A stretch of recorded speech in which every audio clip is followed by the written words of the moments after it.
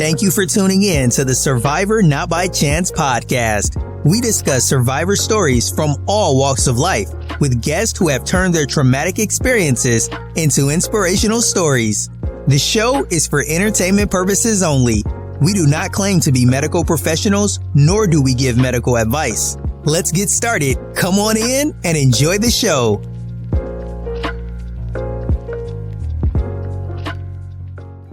Let's meet Asia Carroll, host of Survivor Not By Chance podcast. Asia is the author of The Pressures of Becoming a Diamond. She is a life coach here to help you through life's issues. Asia is also a psychic medium. Let her dive into your future. Contact Asia at www.survivornotbychance.com. Welcome to Survivor Not By Chance podcast. I am super excited for this episode today. You all are in for an amazing treat.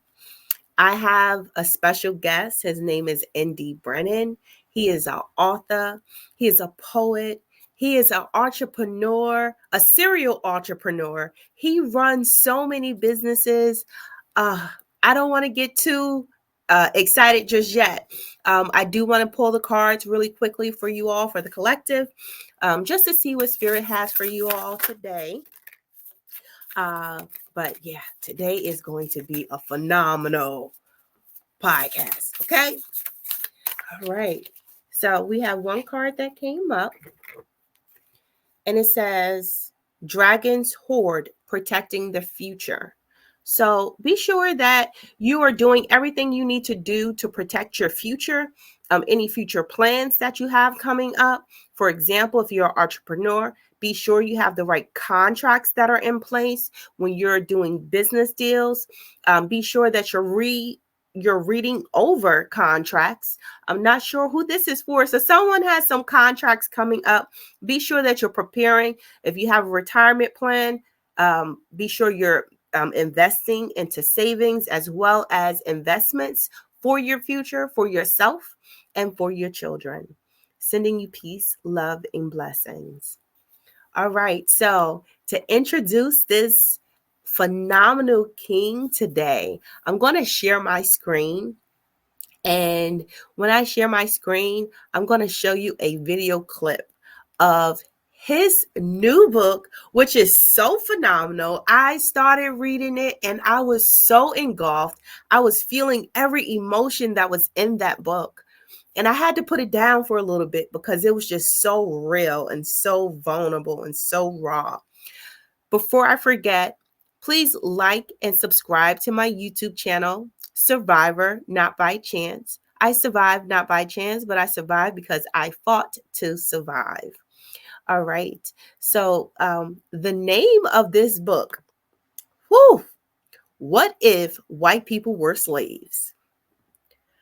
The name of the book alone holds so much power. What if white people were slaves? All right. I'm about to show y'all this video. And this video I'm about to show y'all, that's all I can say. That is all I can say. All right. So give me one moment. I am actually in the process of trying to share my screen. Okay, no, that's not it. Let me stop sharing my screen. Sharing the wrong screen. Give me one moment, y'all. Work with me now, because I'm not the best with technology. Okay, I got the video. Here we go.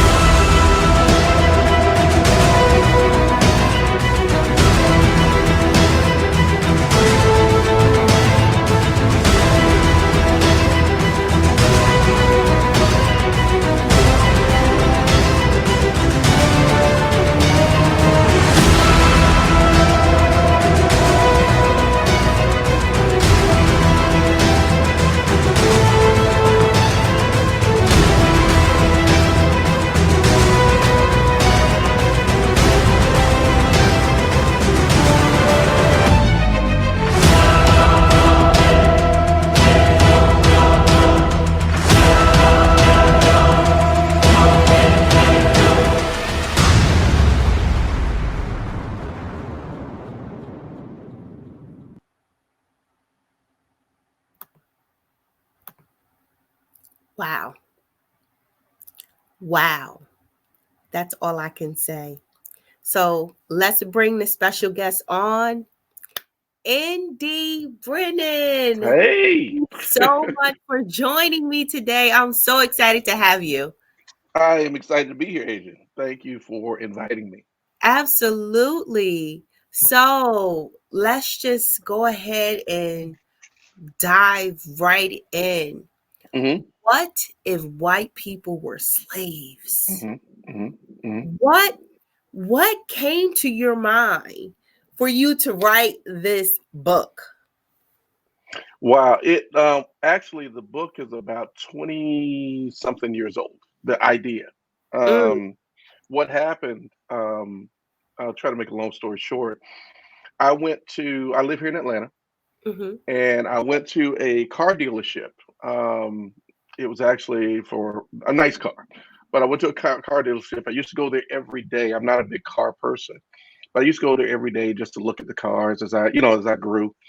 And one day I went there. The salespeople were still there, and making a long story short, the guy introduced me to a specific car. Okay, mm, and I sat in the car, and the wood grain, the seats, everything. It was an amazing car.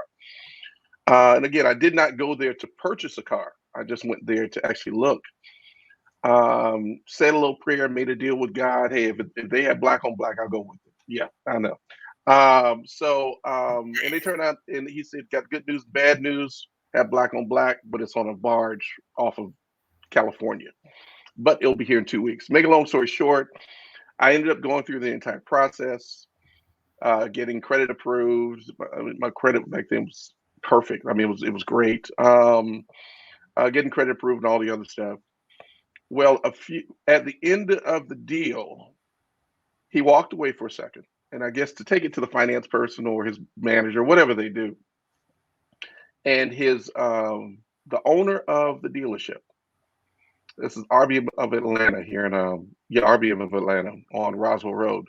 The owner of the dealership, I believe it was the owner.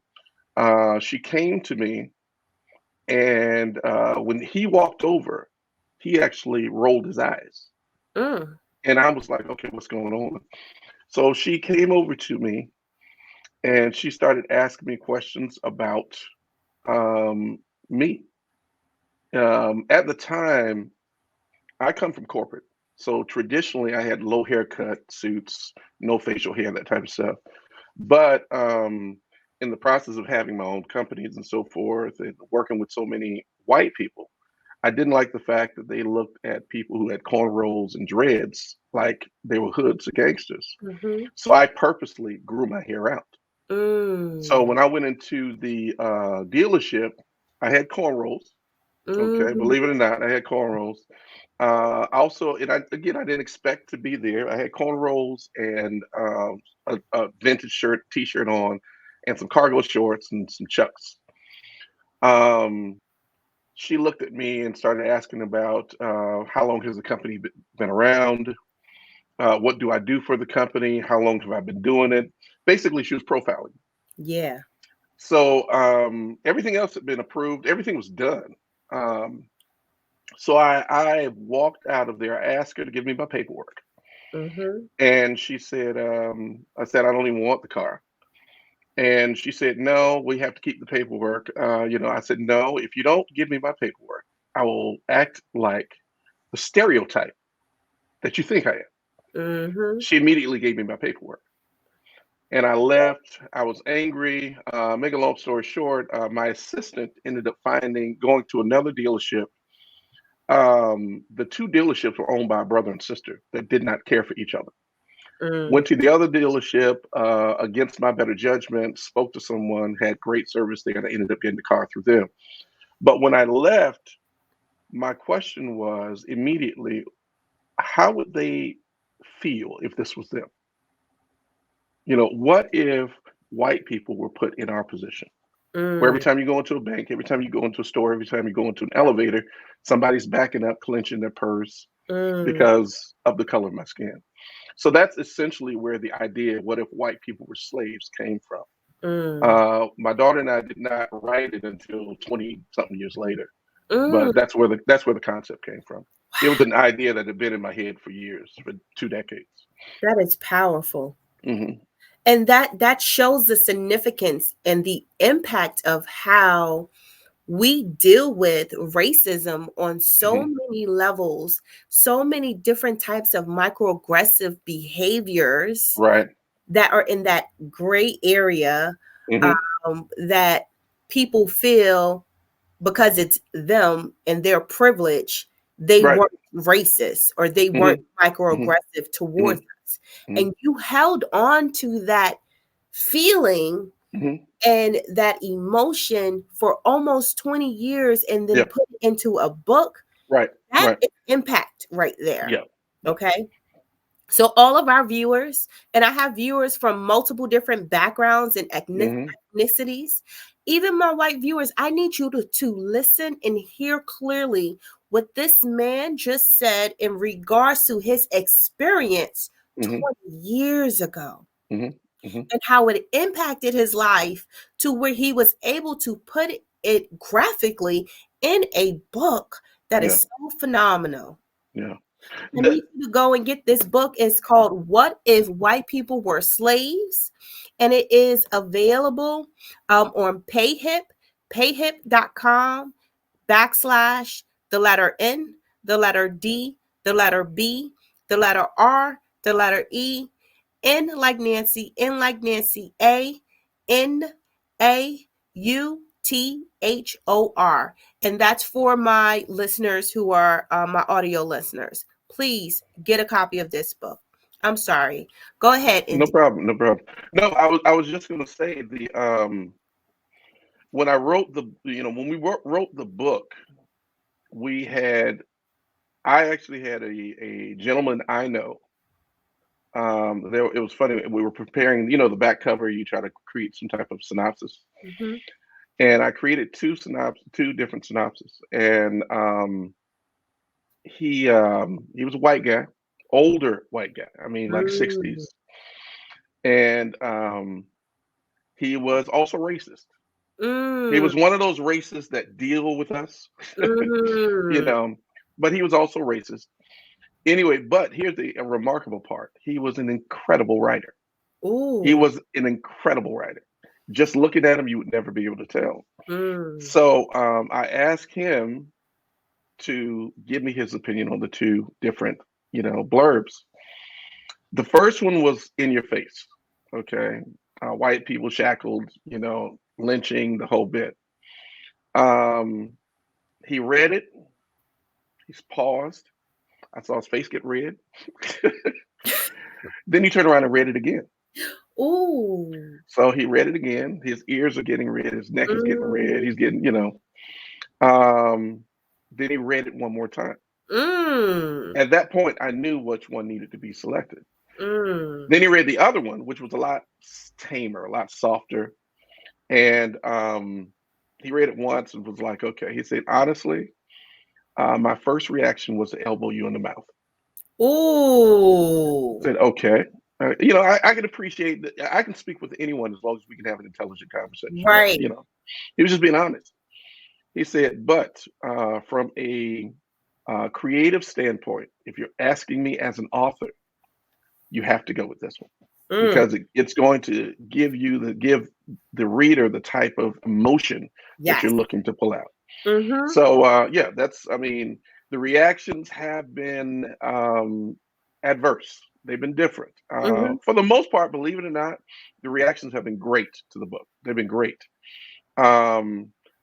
But what I know that a lot of, and understand, I don't have a problem with anybody, but what I know with a lot of white people, and I know they do this unintentionally in a lot of cases, they will attempt to dilute or diminish the past, or reference something else to make it appear as if, see, this also happens in these other areas. When in reality, one of the challenges that I've always had with the United States, as far as the media and the government, is that they have no problems attacking other countries, China, Russia, and Cuba in particular. But when it comes to, they promote us as this free, independent, loving country where we wouldn't do any wrong. And the reality of it is, this country has done some terrible things to many sects of this country. I mean, from not just African American, but Native American. Yes. And I mean, and there's a list. Okay. Yes. And that's the part that I try to help them understand. I had one person call me a racist because of the title. He said, yeah, it was my birthday, and he said, "Happy birthday," and I'm glad you used racism to get your book up, and he put in quotes white people.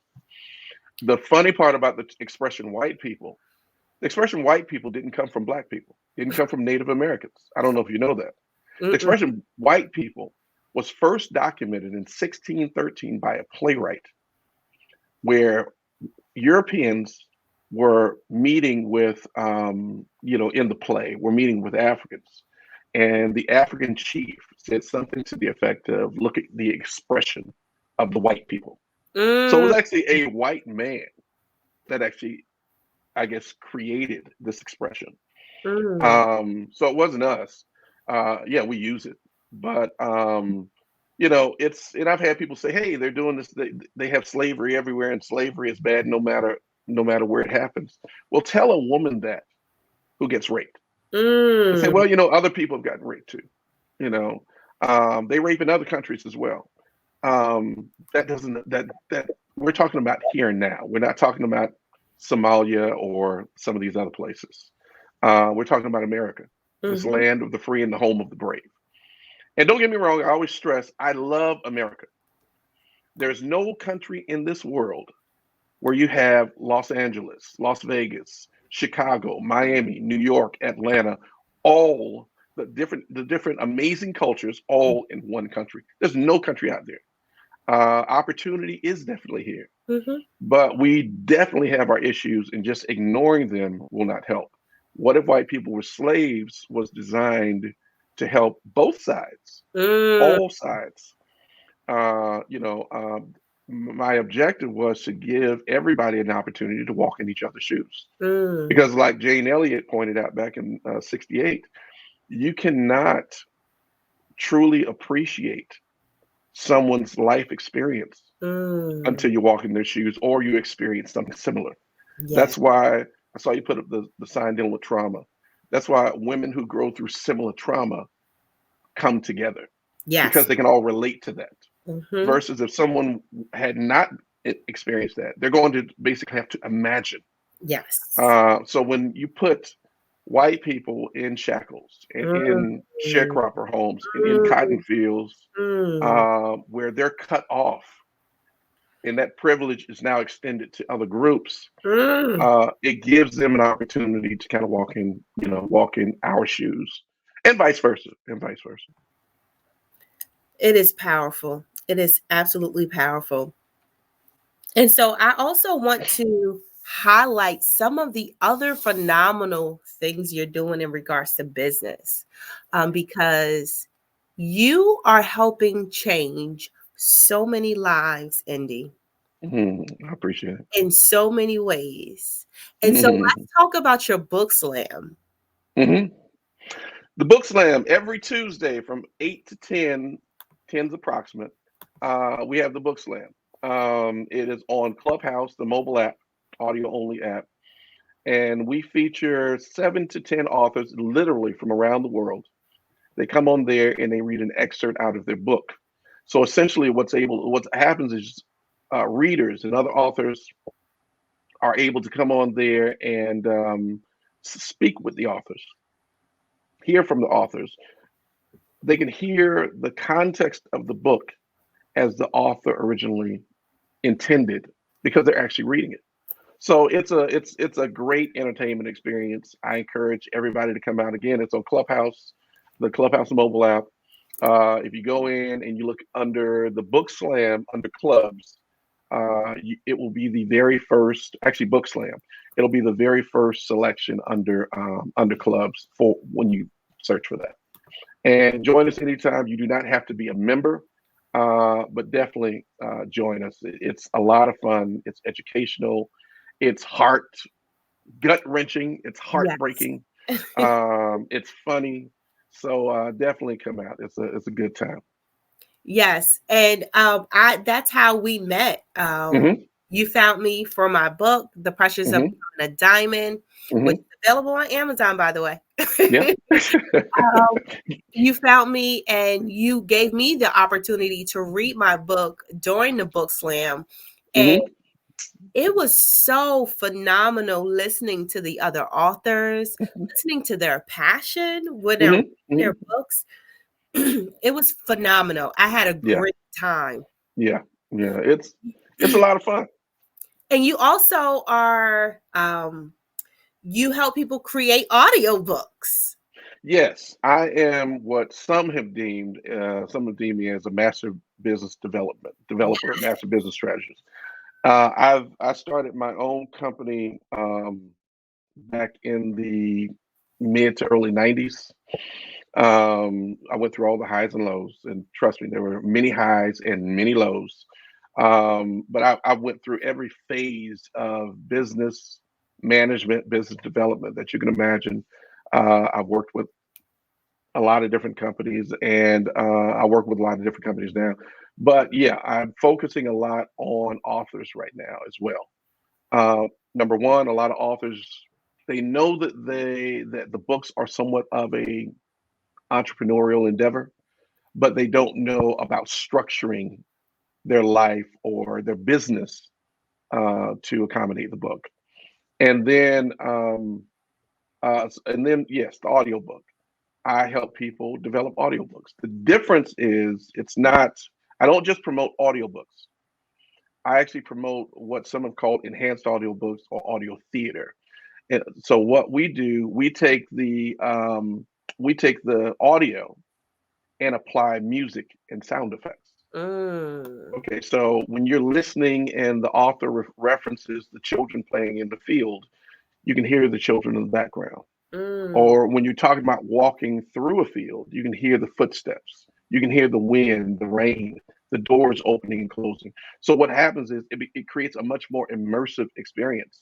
And the yes. human mind is so amazing because the mind begins to construct this environment. There's no video, of course, but through the description, through the sound effects, through the voice, the music, it begins to create this environment, this atmosphere that becomes that particular book. So yeah, I help people with audiobooks, which is a lot of fun. So yeah, if anybody is interested in doing an audiobook with music and sound effects, definitely email me or hit me on Instagram under Indy Brennan author. Yeah, and I would love to assist.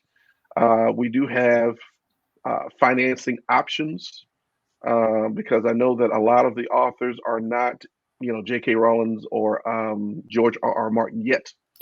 So most authors are actually still working 9 to 5.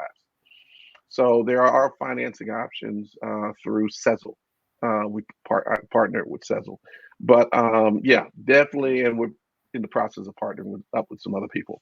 But definitely, if you're interested, definitely do not hesitate to reach out, and we'll see what we can do.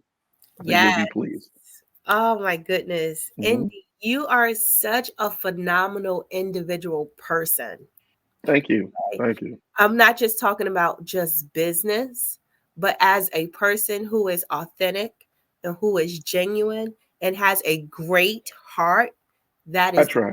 you I have tried. helped I me know. in so many ways in my Mhm. business. So I want to give you a thanks. Thank You've you. helped me with my podcast, with my Hmm. audio portions of my podcast. Let me tell you, viewers and listeners, if you are interested in any aspect of business and you need someone, Indy is the person because he has every connection you could think of. He I appreciate it. knows so much. He's so intelligent. He's so brilliant. He's like a genius when it comes to graphic design. Oh, we can keep going and going and going. So if you are interested in becoming an author and you're not sure which way to go, reach out to Indy. If you're interested in creating an audiobook, reach out to Indy. If you're interested in even starting a podcast and you just don't know how to begin or how to start, reach out to Indy. Okay. And I want to thank you so much for being here with us today. Thank you. I appreciate it. You've been fantastic. I know we communicate all of the time. But you've been fantastic, and I wish you, the very best for your podcast and everything that you're doing. I commend you for your courage. For everything that you've done. For you to actually have told your story, that takes a lot. That takes a lot. And don't get me wrong, you're not the only one, but like I tell a lot of authors when they come to the book slam, they share those very intimate stories. You all are a blessing to so many people. You become that voice, that sister, that what do you call them? The best friend when you don't know them. Yeah. You become a best friend in my head. You become that person that they can turn to and somehow speak with or connect with. So what you do for people is phenomenal. Even this platform, how you are introducing, yes, I was down in the dirt, which even I had been, okay, but I was down in the dirt and now, I'm here. And from what I've seen, everyone that you brought on have been extremely humble. You don't bring on the, people aren't getting up dancing in shiny suits. I'm joking. But it's a very humbling platform. So I definitely thank you for this. You're doing a great job, Agent. I mean that. Thank you so much. Thank you so much, Indy. All right, everyone. Thank you to all of my viewers. Thank you to all of my listeners. Go get a copy of What If White People Were Slaves? Yes. Okay? Go get it. Your copy. It is available on Payhip. So go to payhip.com//ND Brennan author. And if you have any questions, all of the links will be in the description. Go ahead and grab your copy. So next week we will have another guest. Like I said to you all before, because we're living in a pandemic, we do have guests lined up through February, like till the middle of February, almost the end. But I allow people to be themselves. And some people have family things happening with the pandemic. Some people are getting sick. I was sick. My children. I was sick. Yeah. You were sick. Yeah. And so, I wait until almost the very last minute now to prepare to be sure that someone is not experiencing an unfortunate situation in those moments. So thank you to all my viewers. Thank you to all my listeners. Thank you so much for being here. Please like and subscribe to my YouTube channel, which is Survivor Not by Chance. And I appreciate each and every one of you. You all have a great night. I am sending peace and blessings to you all.